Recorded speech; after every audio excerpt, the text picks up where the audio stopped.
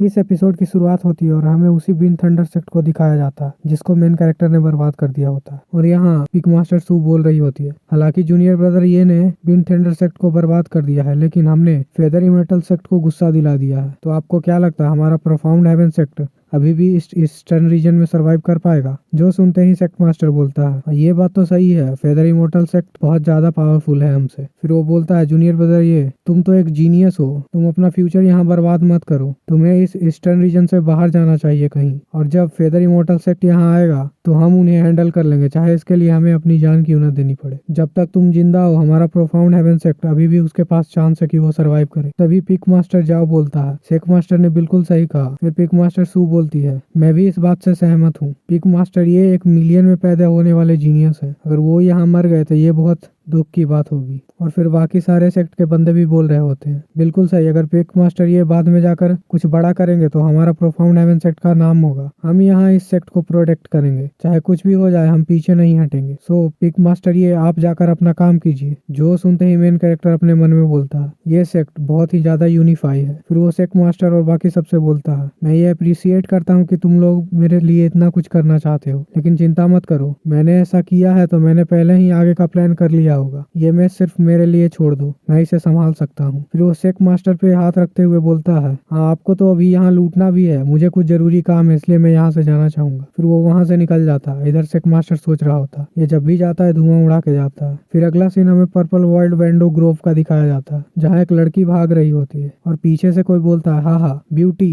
कहाँ भाग रही हो, मुझे कुछ फन तो करने दो। जो सुनते ही वो बोलती है, गेट लॉस्ट, मैं ये लास्ट वाल बोल रहा हूँ, मैं लड़का हूँ कोई लड़की नहीं। जो सुनते ही वो बोड़ा बोलता है, क्या बात कर रही हो, तुम्हारे जितना इतना अच्छा दिखने वाला कोई लड़का हो सकता है क्या, तुम मजाक कर रही हो, ये ओल्ड मैन उस पे नहीं गिरने वाला। तभी वो अपने बारे में बताता है, ये तो मेरे साथ बहुत बुरा हुआ, मैं कभी सेंट्रल रीजन का strongest sect leader demonic flame sect का सेक्ट लीडर था, और ऐसे एनिमी मेरे आगे पीछे घूमते थे। मैं कभी ट्रू इमोर्टल रियल्म पे था और मेरे सेक्ट में बहुत सारे पावरफुल एल्डर्स थे और मेरे अंदर 10,000 नेशंस आते थे और वो सभी मेरे ब्लेसिंग के लिए प्रेज करते थे। लेकिन अब मेरे एनिमीज ने होली लैंड के साथ मिलकर मेरे सेक्ट को बर्बाद कर दिया और मुझे वहां से भागने के लिए अपना कल्टीवेशन बर्बाद करना पड़ा और मैं इस सब छोटे से जगह पे आके फंस गई हूँ, ये क्या मजाक है। तभी हम उस बूढ़े आदमी को देखते हैं, वो बोलता है, प्रीटी बॉय तुम जल्दी भागो, मैं वहाँ आने ही वाला हूँ। और वो उसके पीछे कुछ नेल फेंक कर मारता है। तभी हम उसको देख, वो क्रिम्सन फ्लेम शील्ड को एक्टिवेट करता है, लेकिन उसका शील्ड कोई काम नहीं करता और उसको चोट लगता है और वो पीछे जाके गिरता है। जो देखते ही वो बूढ़ा सोच रहा होता, ये तो सिर्फ फाउंडेशन स्टेज पे है, लेकिन इसने मेरे late stage golden core move को रजिस्ट कर लिया। क्या ये आदमी कोई मेजर सेक्ट का राइजिंग स्टार है जो यहाँ एक्सपीरियंस गेन करने आया है? कुछ भी हो, मुझे इसे पकड़कर पता लगाना ही होगा। तभी वो नेल फेंक कर चारों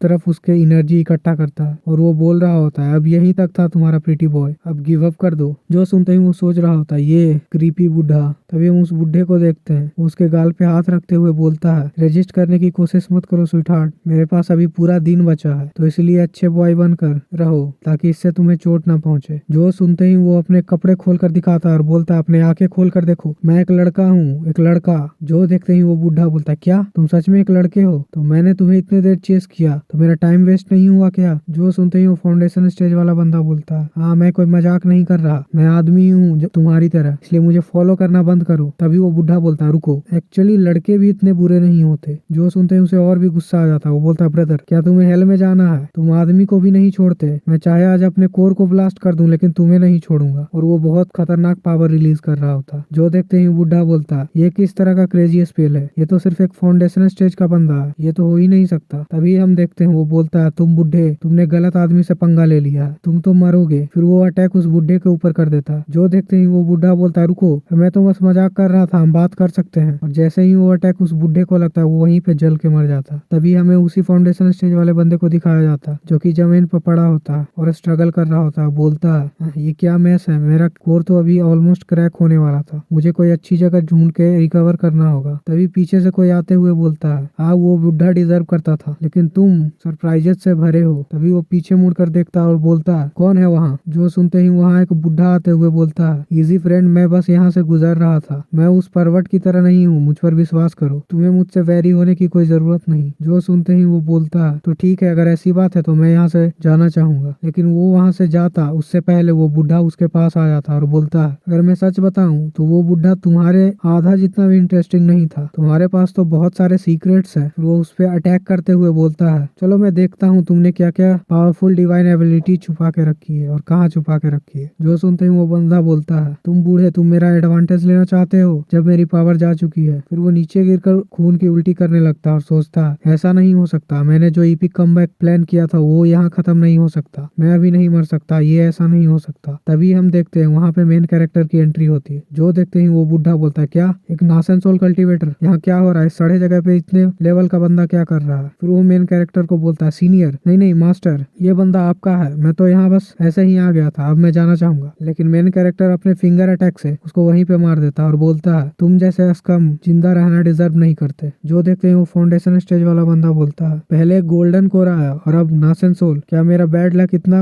एडवांस हो गया है, क्या मैं यहाँ सच में मरने वाला हूँ। तभी हम मेन कैरेक्टर को देखते हैं, वो सिस्टम को बोल रहा होता, सिस्टम तुम्हें क्या एक्सप्लेन कर सकते हो, ये बंदा तो मुझे कोई नॉर्मल सा कल्टीवेटर लग रहा है, तुमने तो कहा था ये ट्रू इमोर्टल है, ये तो बस एक कोई फाउंडेशन स्टेज का बंदा लग रहा, क्या तुम मेरे साथ मजाक कर रहे हो। तभी सिस्टम बोलता है, मैं आपके साथ मजाक नहीं कर रहा होस्ट, ये कभी एक ट्रू इमोर्टल लेवल कल्टीवेटर था, बस इसका कल्टीवेशन खराब हो गया है। हम आपके लिए आई ऑफ इनसाइट को एक्टिवेट करते हैं जिससे आप इसका पूरा प्रोफाइल देख सकते हैं। तभी हम देखते हैं वो आई ऑफ इनसाइट को एक्टिवेट करता है, जहां हमें इस बंदे का नाम पता चलता है जो कि होंग छियानजिए होता है और इसका जेंडर मेल होता है और इसका कल्टीवेशन अर्ली फाउंडेशन स्टेज पे होता है और इसका talent heavenly great fire spirit root होता है जो कि अभी डैमेज है और इसका आइडेंटिटी है farmer divine flame sect leader. जो देखते ही मैन कैरेक्टर सोचता है, क्या ये सच में सही है, लेकिन ये तो आदमी है, क्या सच में ये आदमी है। फिर वो उसके आसपास जाते हुए अपने मन में बोल रहा होता, लेकिन इसके ये नरम स्किन और ये परफेक्ट फिगर, इसके सिल्की बाल, अगर सच में सोचूं तो ये बहुत सारी लड़कियों से भी अच्छा है। और इधर होंग सोच रहा होता, रुको, ये मेरी तरफ ऐसे क्यों देख रहा है, क्या ये मुझे पसंद करता है, क्या ये लड़कों में है। अगर ये अभी फाउंडेशन स्टेज पे भी है, लेकिन इसके टैलेंट और एक्सपीरियंस के साथ ये अपने